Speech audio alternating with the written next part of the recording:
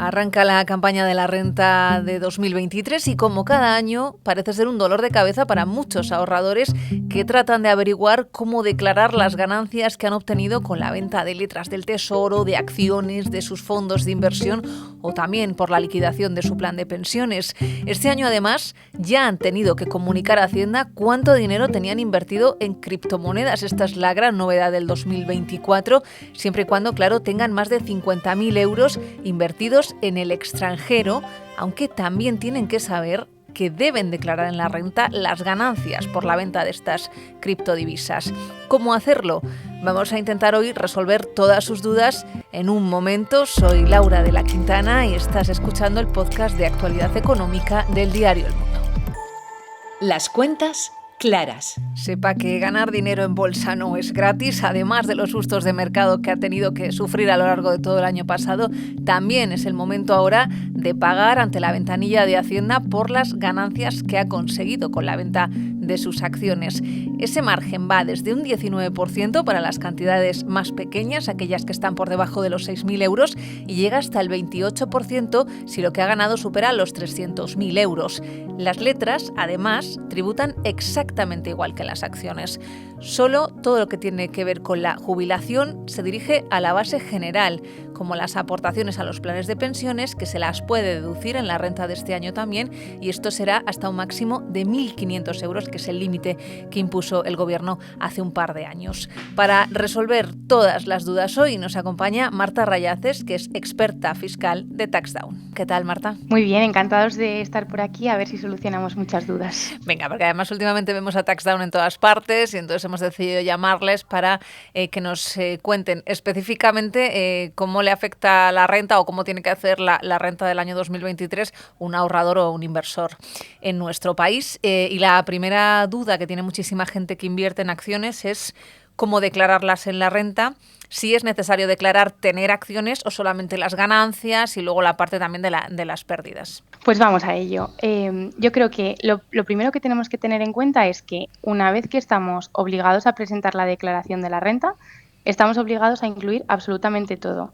Y nos gusta mucho desde TaxDown aclarar esto porque hay mucho bulo o mucha duda en, oye, pero yo solamente he obtenido, por ejemplo, 10 euros de dividendos. ¿Lo tengo que incluir? Pues depende.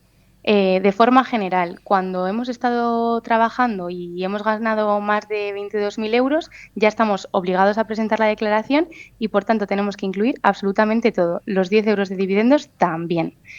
Y digo que tenemos que incluir todo y hago referencia también a lo que hayamos obtenido de fuera de España, porque a día de hoy hemos observado un incremento de plataformas de inversión que están en el extranjero. Uh-huh. Hay muchos inversores que ya no trabajan con los bancos más tradicionales, sino que ahora es muy fácil a través de Internet utilizar pues una de las múltiples plataformas que hay.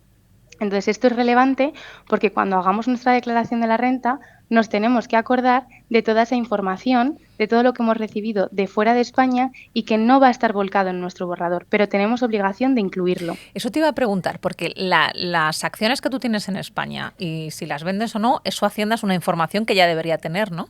Eso es. Los bancos tienen obligaciones de información y reportan a Hacienda. Aquí aclarar también, en la renta, si lo único que hemos hecho es comprar, no vamos a tener obligación de incluirlo en la declaración, porque al final, en el impuesto sobre la renta, lo que declaramos son esas rentas que hemos obtenido durante el año, es decir, esas ganancias, también las pérdidas, y luego hablamos un poquito, si quieres, de las pérdidas, y esos dividendos, intereses, etcétera, ¿no? Esas rentas que obtenemos. Cuando compramos y no hacemos nada más, pues no tenemos nada. Y fuera de España, perdona Marta, fuera de España, ¿es obligatorio cualquier cantidad o es a partir de un mínimo como los famosos 50.000 euros que te piden declarar, entre comillas, si los tienes en un broker extranjero?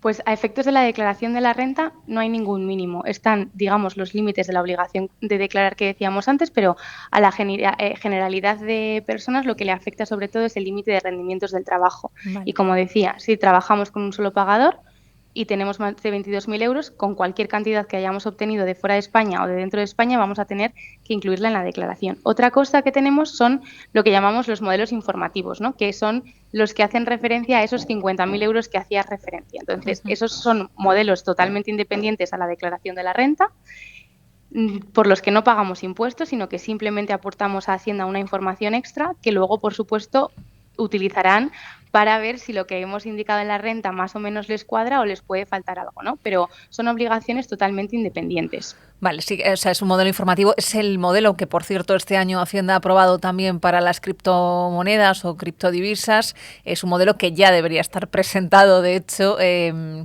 porque si no recuerdo mal era el 721, ¿no? El de las acciones. Bueno, ha surgido otro modelo más para las criptos, en este caso, sencillamente a partir de 50.000 euros en el extranjero, que es lo que estábamos comentando. En el caso de las acciones, Marta, el mínimo que se queda Hacienda, por así decirlo muy simplemente, es un 19% sobre las ganancias. Eso es. Al final, la mayoría de rendimientos que obtenemos con las inversiones, con acciones, con la venta de fondos, con los dividendos, tributan en lo que fiscalmente, y aquí hago referencia en palabras, la base imponible del ahorro. La base imponible del ahorro, al final, lo que implica es que tiene unos tipos más beneficiosos que la otra base que existe, que es la general, ¿no? Existe un cajón general donde tributan los rendimientos del trabajo, donde puedes tributar hasta un 50% en función de dónde vivas, y en cambio la base del ahorro tiene tipos que son pues mejores, ¿no? Del 19 hasta el 28%, y esto sí que es una novedad para este año. Anteriormente podíamos tributar hasta el 26% y ahora han aumentado esos tipos del 19 al 28. Dependiendo de la ganancia obtenida. En el caso de los dividendos es igual, se considera plusvalía también, ¿no? O ganancia, es lo mismo que la venta de una acción, tributa igual. Tributa exactamente igual, lo que pasa es que fiscalmente tiene otro calificativo. En vez de llamarlo ganancia, lo llamamos que es un rendimiento del capital mobiliario, pero los tipos son exactamente los mismos. Y aquí, mucha atención, como decíamos, con la gente que invierte en el extranjero, porque en Taxdown tenemos siempre muchas preguntas sobre, oye, pero es que yo he operado con un broker extranjero y además tengo una acción que cotiza, por ejemplo, en Estados Unidos, y es que allí ya he pagado impuestos. Entonces, claro, ¿por qué lo tengo que incluir en mi declaración de la renta? Pues hay obligación de incluirlo, pero existen convenios para evitar la doble imposición que nos permiten deducirnos lo que hayamos pagado en Estados Unidos, en este caso, con un límite. Con lo cual, en estos casos es muy importante que conservemos los informes fiscales que normalmente nos remiten estas plataformas, ¿no?, con las que invertimos, y donde queda reflejado lo que hemos pagado fuera. Y de esta manera nos vamos a poder aplicar la deducción y evitamos tener que pagar 2 veces por lo mismo. Y en el caso de las minusvalías, porque hay mucha gente que hace un juego fiscal, ¿no?, hacia finales de año, que ve que si ha ganado mucho dinero, entre comillas, con la venta de acciones, por ejemplo, trata de vender algo que tenga en pérdidas para compensar. Esto se puede hacer, ¿no? Se puede hacer, aunque también nos intentan poner algunos límites, y la normativa trata un poco de limitar este juego fiscal de crear pérdidas que no sean reales, y me explico un poco. Las minusvalías fiscalmente son buenas porque al final lo que hacen las pérdidas es compensar las ganancias, y por tanto al final lo que hace es disminuir mi neto y por tanto pago menos impuestos. Ya no solo disminuyen las ganancias, sino que incluso pueden disminuir otro tipo de rendimientos como los dividendos e intereses, e incluso si este año no tuviera nada con que compensar, lo voy a poder compensar en los próximos 4 años, con lo cual las pérdidas fiscalmente son una maravilla. ¿Qué es lo que ocurre? Que Hacienda lo que trata de limitar es de estas operaciones un poco artificiosas en las que yo vendo un activo a pérdidas, pero yo no quiero perder mi posición y automáticamente justo después recompro ese activo. Claro. Entonces, hay una norma, ¿no?, la famosa regla de los 2 meses o de las homogéneas, que lo que trata de limitar es esto, y lo que te dice es que, oye, si justo recompras automáticamente después, en ese plazo de 2 meses, esa pérdida, digamos, que queda congelada y por tanto no la puedes utilizar. ¿Hasta cuándo se queda congelada esa pérdida? Hasta que realmente salga de tu patrimonio esa acción. Es decir, hasta que realmente tengas la pérdida y no sea una operación que has hecho simplemente con el ánimo de reducir impuestos. Esto es verdad que no afecta a todos los tipos de activo. Afecta, por ejemplo, a las acciones, afecta a los fondos, pero no afecta a las criptomonedas o a los CFDs o ETFs. Por Ujú. tanto, es verdad que lo que estamos viendo también es que mucha gente juega con este tipo de activos que no se ven afectados por esta norma para reducir la tributación. Porque un ETF, esto es una conversación larga, un ETF no tiene el mismo tratamiento fiscal que un fondo de inversión. Es algo que en otros países de Europa no sucede, pero en España sí, porque se trata de incentivar, digamos, la compra de fondos y los ETFs como que no han entrado bajo ese paraguas. Un ETF cotiza como una acción, entiendo.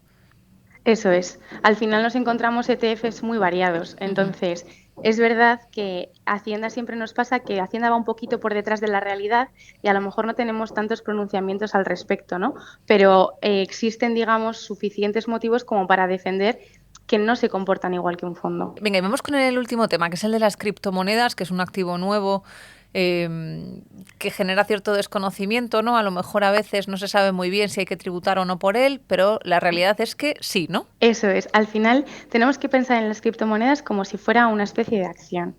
¿Qué puede ocurrir con una criptomoneda? Pues la puedo vender y por tanto voy a tributar por la ganancia o voy a tener que incluir la pérdida como si hubiera vendido una acción. Pero lo curioso es que con las criptomonedas operamos mucho permutándolas, ¿no? Intercambiando una criptomoneda por otro. Bueno, pues Hacienda lo que dice aquí es que esa operación es exactamente igual que si hubieras vendido la criptomoneda y por tanto tienes que incluir la ganancia o la pérdida, aunque sea que, o sea, aunque tú hayas obtenido otra criptomoneda y no hayas obtenido dinero en efectivo, por así Ujú. decirlo. Y luego es verdad que con las criptomonedas tenemos otro tipo de rendimientos como el staking, que al final si lo pensamos es como una especie de interés, ¿no? Al final yo pongo a trabajar mis cripto y voy recibiendo un rendimiento en criptomonedas. Es muy similar a lo que ocurre cuando yo pongo mi dinero en una cuenta corriente y me van Retribuyendo. dando eso es, un interés. Y luego también algo que ocurre bastante con las criptomonedas son los famosos airdrop, que vienen a ser regalos. Hay muchas plataformas que por comprar una determinada cripto nos regalan algún tipo de token y incluso por hacer determinados cursos también nos suelen regalar eh, criptomonedas.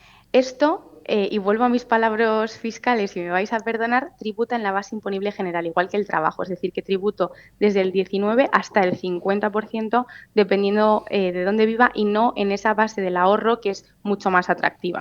Por los tokens que has recibido. ¿Esto se puede asemejar, igual es una tontería, a las famosas televisiones o las vajillas o las sartenes que regalaban antes los bancos?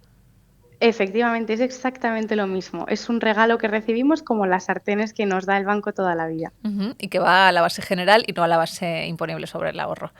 Pues Eso es. Marta Rayaz es experta fiscal de TaxDown. Mil gracias por aclararnos todas las dudas que pueden surgir en estos momentos de declaración de la renta en estos meses. Te agradecemos mucho que hayas estado con nosotros. Muchísimas gracias a vosotros. Un saludo.